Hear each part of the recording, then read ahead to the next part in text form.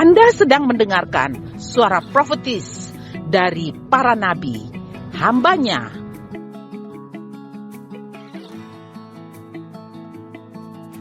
Dengarkanlah dan lakukanlah perintah Tuhan melalui para nabi, maka engkau akan berhasil. Selamat mendengarkan. Saudara, kita lihat bersama-sama bahwa Yesus membawa terang. Karena itu jangan sekali-kali kita serahkan pendidikan spiritual anak-anak kita pada pendidikan alam ini, pada pendidikan media sosial. Bapak Ibu, saya punya teman-teman Muslim, saya simpati dengan mereka tuh begini. Anak-anak yang kecil itu sudah kursus Al-Quran. Mereka punya anak-anak kecil sudah pergi kursus Al-Quran. Nah sekarang pertanyaannya, anak-anak kita belajar firman tidak? Kita kembalikan kepada diri kita dan kita ingatkan bahwa anak-anak kita tuh perlu belajar firman. Supaya mereka kenal terang itu, karena dunia ini sudah sangat amat gelap. Dunia ini gelap Bapak Ibu. Firman itu yang menjadi terang bagi kaki mereka. Karena itu kita mesti didik mereka untuk mereka kenal Tuhan dari kecil. Bagaimana kita membuat mereka ada dalam lingkungan yang dimana menjamin bahwa firman itu selalu mereka dengar. Pengetahuan Bapak Ibu terbatas. Pengetahuan tidak menjawab kebutuhan emosi mereka, kebutuhan iman mereka. Pengetahuan hanya menjawab mereka untuk menjadi orang yang berhasil secara tanda kutip dunia. Tetapi orang yang berhasil secara tanda kutip dunia di hadapan Tuhan belum tentu dia berhasil. Karena orang yang berhasil bagi Tuhan, mereka yang mengenal Tuhan dengan benar. Karena itu Bapak Ibu saya anjurkan untuk perhatikan pendidikan iman anak-anak. Jangan biarkan spiritual mereka terganggu. Kebijaksanaan dari Tuhan adalah ibu dari semua pengetahuan atau hikmat. Di dalam hikmat itu ada kepandaian dan ada pengetahuan.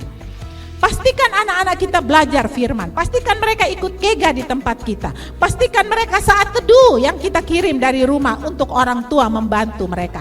Pastikan mereka ada di lingkungan-lingkungan sekolah yang di dalamnya ada firman Tuhan yang diajarkan. Beritahu kepada mereka bahwa mereka tidak seperti orang dunia. Tapi mereka itu adalah anak-anak yang diciptakan Tuhan, yang laki-laki seperti tanam-tanaman yang tumbuh jadi besar dan kuat, dan yang perempuan seperti tiang-tiang penjuru yang dipahat untuk bangunan istana. Mereka adalah intan permata, batu-batu yang mahal yang Tuhan siapkan. Jangan menunggu mereka terikat dalam banyak hal sehingga mereka berkata sebagai orang tua kita tidak boleh pernah menghentikan mereka. Kita harus selalu mengingatkan mereka, selalu mengajarkan mereka sehingga roh dunia ini tidak datang. Jangan biarkan roh dunia ini datang di dalam kita. Jangan pernah biarkan roh dunia ini datang ke dalam gereja. Kita lihat bagaimana roh dunia itu datang di 1 Raja-Raja 1 ayat 5 dan 6. Lalu Adonia anak Hagit meninggikan diri dengan berkata, "Aku ini mau menjadi raja." Ia melengkapi dirinya dengan kereta dan orang-orang yang berkuda selama 50 orang yang berlari di depannya. Selama hidup Adonai, ayahnya belum pernah menegur dia. Saudara lihat, ayahnya tidak pernah nasihati dia. Dengan ucapan, "Mengapa engkau berbuat begitu?" Ia pun sangat elok perawakannya dan dia adalah anak pertama sesudah Absalom. Saudara lihat di situ pengasuhan berbasis kasih karunia mencakup disiplin, bukan pelecehan. Kita dapat dipimpin oleh Roh Allah untuk mendisiplinkan anak-anak kita sesuai dengan kesalahan mereka. Disiplin itu penting. Ya, disiplin itu penting.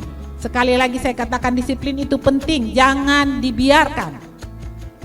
Bahkan Tuhan pun mendisiplin kita, meskipun tidak dengan penyakit atau tragedi, dan tidak kita merasa dikasihi jika disiplin adalah dengan kasih.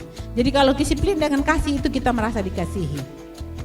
Karena itu Bapak Ibu, kita sedang masuk di dalam penyediaan keselamatan oleh penebusan anak domba. Kita lihat di dalam Keluaran 12 ayat 1 sampai 5. Berfirmanlah Tuhan kepada Musa dan Harun di tanah Mesir, bulan inilah akan menjadi permulaan segala bulan bagimu. Ini akan menjadi bulan pertama bagimu tiap-tiap tahun. Katakanlah kepada segenap jemaah Israel, pada tanggal 10 bulan ini diambillah oleh masing-masing seekor anak domba menurut kaum keluarga, seekor anak domba untuk tiap-tiap rumah tangga. Ayat yang keempat, tetapi jika rumah tangga itu terlalu kecil jumlahnya untuk mengambil seekor anak domba, maka ia bersama-sama dengan tetangganya yang terdekat ke rumahnya haruslah mengambil seekor menurut jumlah jiwa.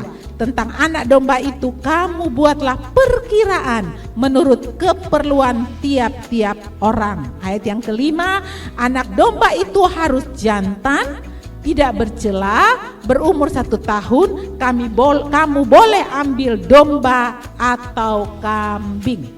Ini penyediaan keselamatan oleh penebusan anak domba Kristus untuk seisi rumah kita. Sekali lagi, anak domba untuk seisi rumah kita. Karena hati Tuhan itu seluruh rumah tangga diselamatkan, seluruh keluarga diselamatkan.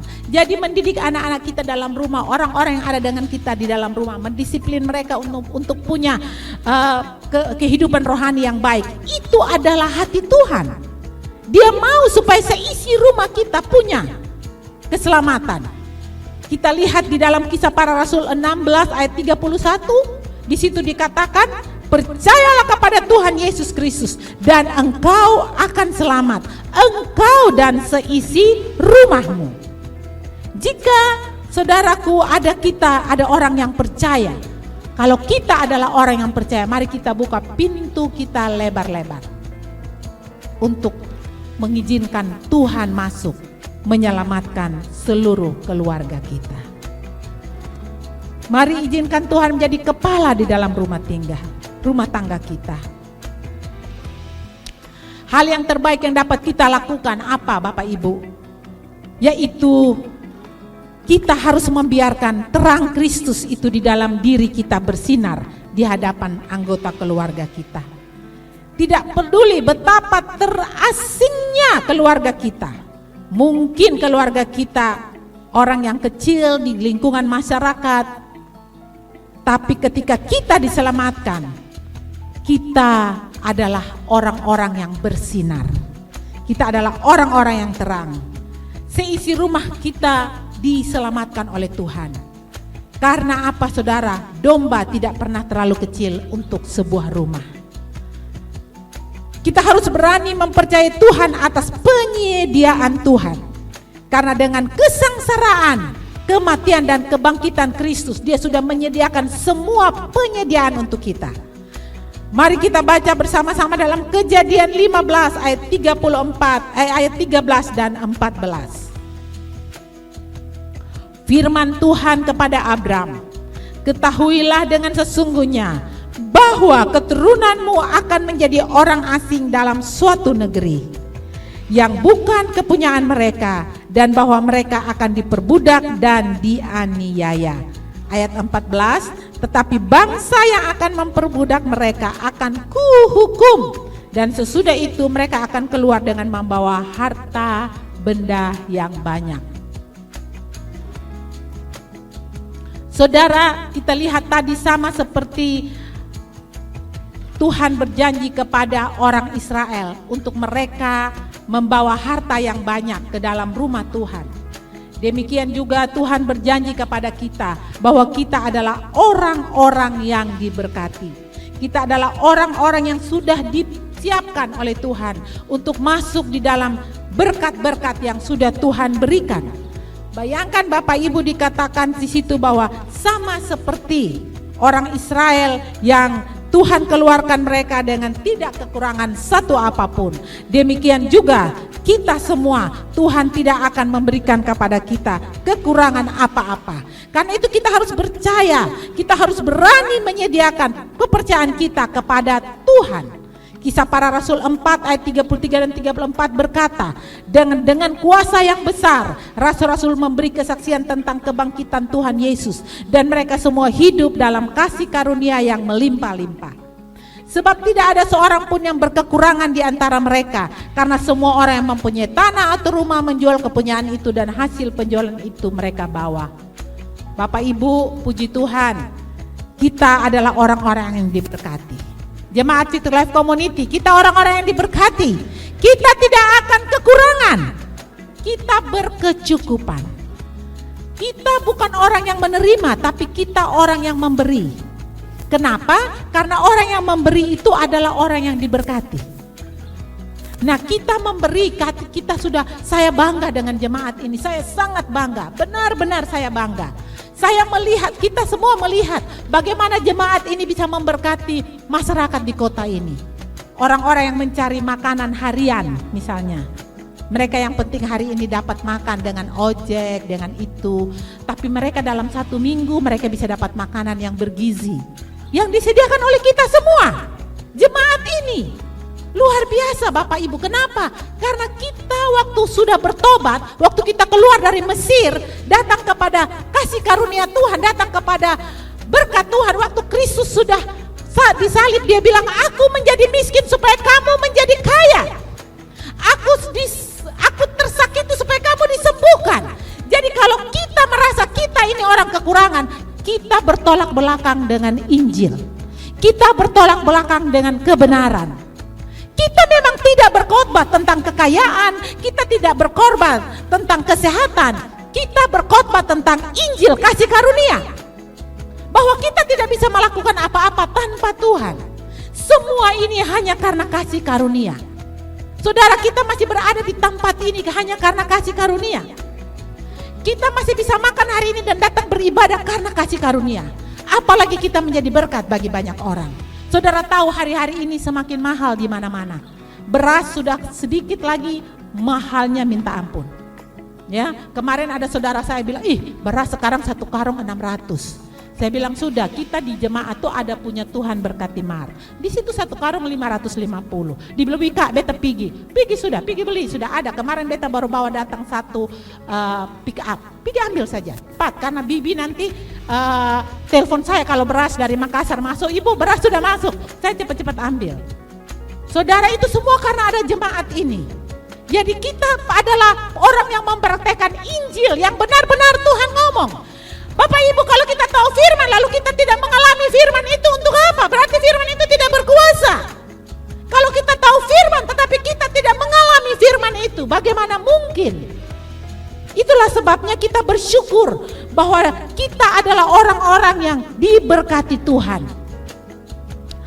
Saudara, bayangkan Mazmur 105 ayat 37 berkata, dituntunnya mereka keluar membawa perak dan emas di antara suku-suku, dan mereka tidak ada yang tergelincir. Saudara, Tuhan berkata tanpa iman kita tidak berkenan kepada Tuhan. Kita beriman artinya begini, kita mempercayai firman yang belum jadi tetapi pasti akan jadi. Ya, waktu orang-orang itu memuji-muji lalu orang-orang Farisi itu bilang, berhenti, jangan memuji-muji. Tuhan bilang apa? Kalau dorang berhenti, batu-batu ini memuji Tuhan. Saya pernah mengalaminya. Dulu di dalam masa pembentukan, masa perjalanan padang gurun, saudara. Saya mau beli motor bersama Pak John. Saya masak jual-jual di pinggir jalan ya. Jadi saya tabung-tabung sedikit karena beli motor untuk pakai pelayanan. Karena selama ini kita pinjam terus motor mami saya. Jadi pada waktu itu kita jam 12 mau bayar, kita masih kekurangan uang 250.000. Dan waktu Pak John keluar di jalan, di got itu ada di batu, ada uang baru, bukan di dalam dompet orang. Uang baru itu diambil, dia bawa pulang. Dia bilang, kita pengumuman kok di radio. Saya bilang tidak bisa pengumuman karena tidak ada KTP, tidak ada dompet. Semua orang datang mengaku, rame lah kita. Coba hitung, jangan sampai 250 karena kotong jam 12 mau bayar motor. Hitung 250.000. Saudara, Jadi begini maksud saya. Kalau orang tidak menolong kamu, Tuhan akan pakai batu menolong kamu. Dan saya tidak mau Tuhan pakai batu, saya mau Tuhan pakai saya. Saudara mau Tuhan pakai saudara? Izinkan hati saudara terbuka lebar untuk Tuhan pakai.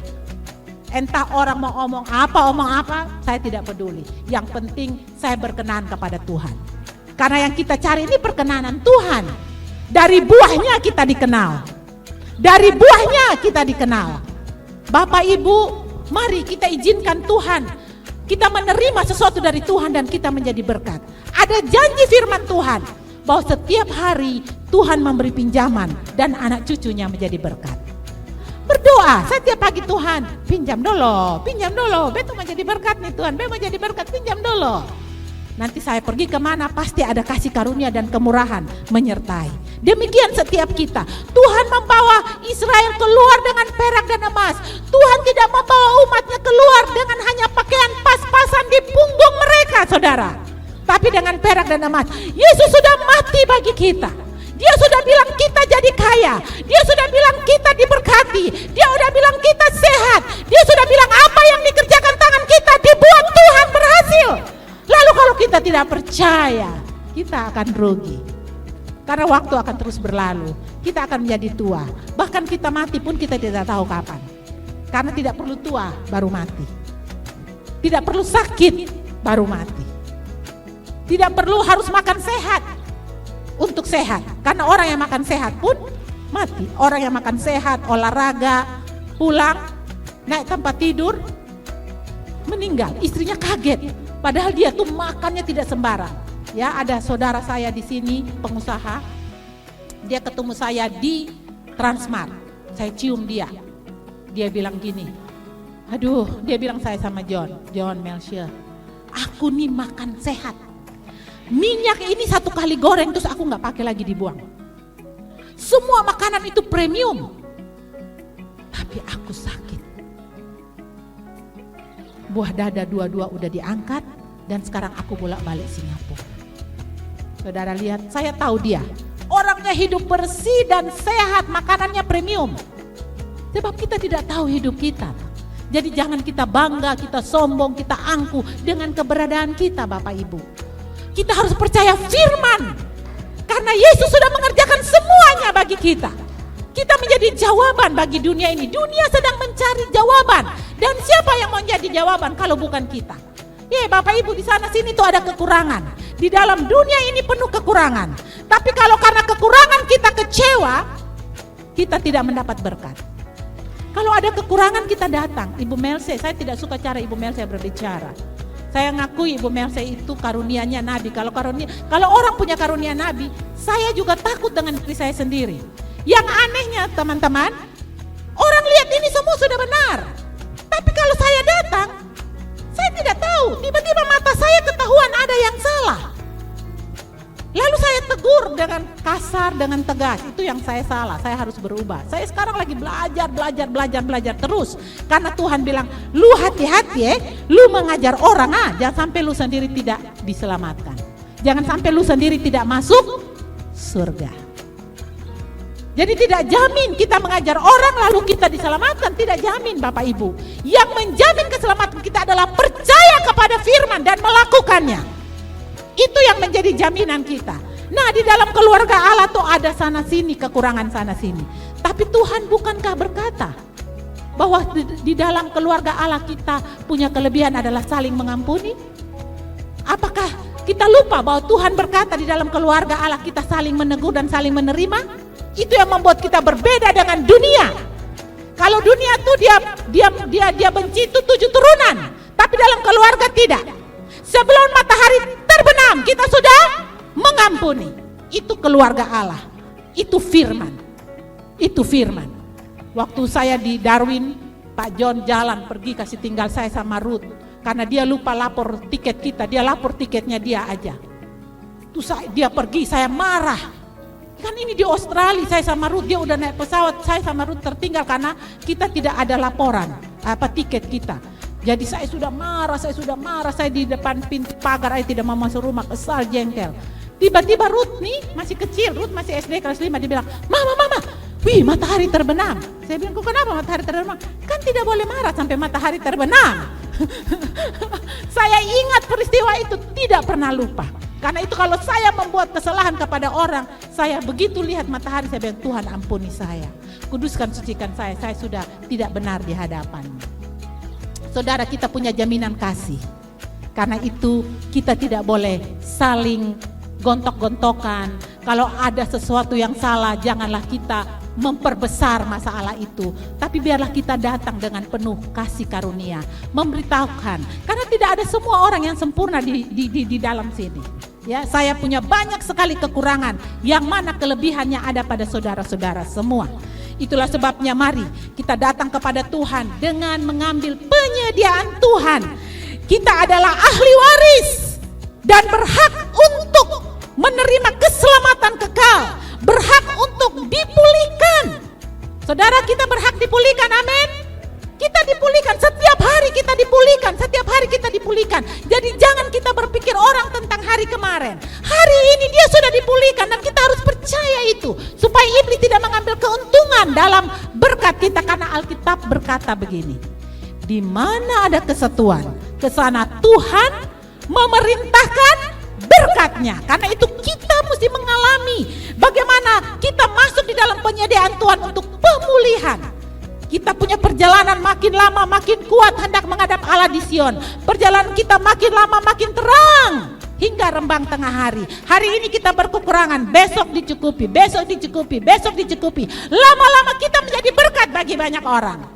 Ya, saya bilang, anak-anak saya bilang, weh jual donat tuh. Dia bilang, Mama jangan pikir jual donat tuh saya punya untung. Tidak ada, Mama. Saya jual donat tuh supaya banyak ada orang-orang bisa kerja. Jadi saya bisa memberkati mereka yang bekerja dengan keuntungan donat itu. Saya bilang, oh begitu, kau tolong udah kasih 1 lusin. Kan Mama teman ada butuh di sana. Saudara lihat, jadi kalau saudara jual kecil-kecilan mungkin. Tetapi kalau saudara mempekerjakan orang lain, saudara sudah menjadi berkat bagi orang itu. Jadi kita tidak perlu yang mewah-mewah, apa saja yang bisa kita kerjakan. Kenapa? Karena kita dipulihkan. Kita dipulihkan, sekali lagi kita dipulihkan. Untuk kita menjadi berkat. Ya, kita mendapat kesembuhan, kita mendapat kekekalan. Bahkan Alkitab berkata kita mendapat hidup Yesus sendiri di dalam kita. Zoe life itu ada di dalam kita. Kehidupan kita adalah kehidupan Yesus. Saya ingat Pak John Fangkidai berbicara kepada kita, firman Tuhan sampaikan, kalau kita marah dalam Yesus. Saya itu selalu ingat, makan dalam Yesus. Karena juga Alkitab bilang, apapun yang kamu lakukan untuk Tuhan dan bukan untuk manusia. Kita punya jaminan kemenangan, saudara. Kita tidaklah orang yang kalah. Kita ini lebih dari pemenang. Kita boleh jumpai masalah. Masalah itu bisa menghancurkan kita, tapi karena kita anak Tuhan, kita bergaul karib dengan Tuhan, maka kita mengalami pemulihan demi pemulihan supaya kita lebih dari pemenang. Orang datang belajar di sini, kalian tuh punya banyak masalah, tapi kok kalian berdamai, saling mengasihi, kembali dipulihkan. Kenapa? Kita bisa bersaksi kepada mereka bahwa kita sudah masuk dalam penyediaan Allah tentang kemenangan dan kita punya semua janji-janji Allah. Amin. Mari kita berdoa. Bapa, kami sangat bersyukur karena kami punya jaminan penyediaan Allah. Kami bukan orang-orang biasa yang rumah kami ada gelap. Walaupun di dunia ini ada gelap, walaupun di Mesir ada gelap, tetapi kami punya rumah tetap terang. Bahkan Alkitab berkata kepada kami, ya Tuhan, bahwa terang itu telah datang dan kami yang hidup di dalam gelap akan melihat terang. Terima kasih untuk Yesus yang sudah berkorban bagi kami. Yesus yang menjadi terang bagi hidup kami. Yesus yang membawa kehidupan kami makin lama makin dipulihkan. Terima kasih bahwa kami masuk dalam penyediaan Allah yang luar biasa. Tuhan tidak mengutus kami sebagai anak-anak yang telah ditebus dengan pakaian kosong, pakaian yang hanya di pundak saja. Tapi Tuhan Yesus sendiri berkata, aku menjadi miskin supaya kamu kaya. Bahkan Tuhan sendiri berkata, aku menjadi sakit supaya kamu sembuh. Bahkan Tuhan sendiri berkata kepada kami, berilah maka kamu akan diberi. Tuhan berkata kepada kami bahwa kami akan menjadi orang-orang yang memberi pinjaman kepada banyak bangsa. Kami bersyukur, saya bersyukur untuk jemaat Tuhan Victory Life Community yang luar biasa. Dengan apa yang ada pada mereka, Tuhan telah memberkati, sehingga pelayanan ini menjadi berkat bagi orang-orang di luar sana. Mereka yang dalam gelap melihat terang ada di Victory Life Community. Terima kasih Tuhan, berkati jemaat-Mu. Perbanyaklah apa yang ada pada mereka. Saya berkata bahwa beras dalam tempayan mereka tidak akan habis. Minyak dalam buli-buli mereka tidak pernah habis. Bahkan uang dalam rekening mereka tidak pernah habis. Tuhan akan melipat gandakan itu. Karena itu berilah kami pinjaman ya Tuhan, biar kami menjadi berkat. Kami percaya ya Tuhan kepada janji-Mu, dan kami mau hidup di dalam janji. Di dalam nama Yesus kami berdoa. Amin.